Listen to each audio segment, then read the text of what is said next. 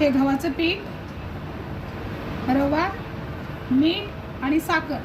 मी आता पुऱ्या बनवण्याची रेसिपी सांगणार आहे.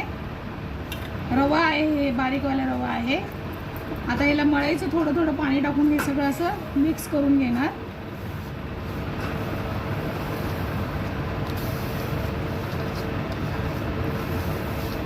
आणि हे एकदम घट्ट मळायचं आणि 15 मिनिटं ठेवून द्यायचं वल्ला कपडा झाकून. त्याच्यानंतर पुऱ्या बनवायला घ्यायचा. रवा टाकलेला असतो तो रवा पण चांगल्यापैकी फुलतो पिठामध्ये, पुरी मस्त होते. हे बघा, हे माझं पीठ बघा कसं मळून झालेलं आहे. आता मी याला थोडंसं ऑइल लावते, त्याचं थोडंसं तेल टाकते आणि याला असं मळून घेते.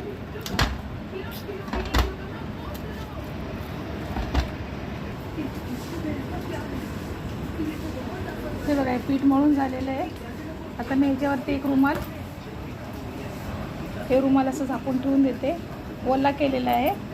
15 मिनटासाठी ठेवते असंच. 15 मिनटाच्या नंतर पुरी लाटायला घेते.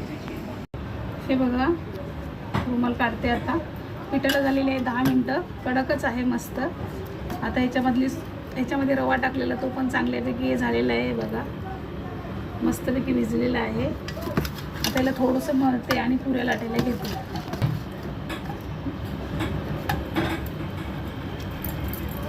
हे बघते, मी गोळा करते पुरीचा. हे बघा, असं छोटासा गोळा केलेला आहे. थोडंसं पीठ लावते.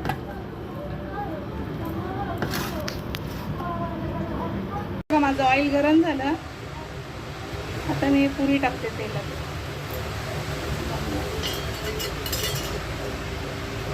हे बघा किती मस्त फुटते. गॅस फास्ट आहे आता खूपच.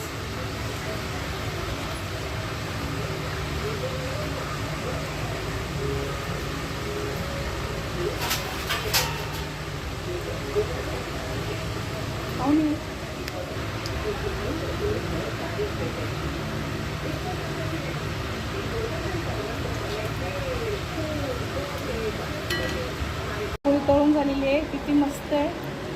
ऑइल काही पण लागत नाही हाताला. बघा, तुम्ही पण करून बघा अशी रेसिपी. मी सांगितल्याप्रमाणे करून बघा, खूप मस्त वाटेल. ते बघा,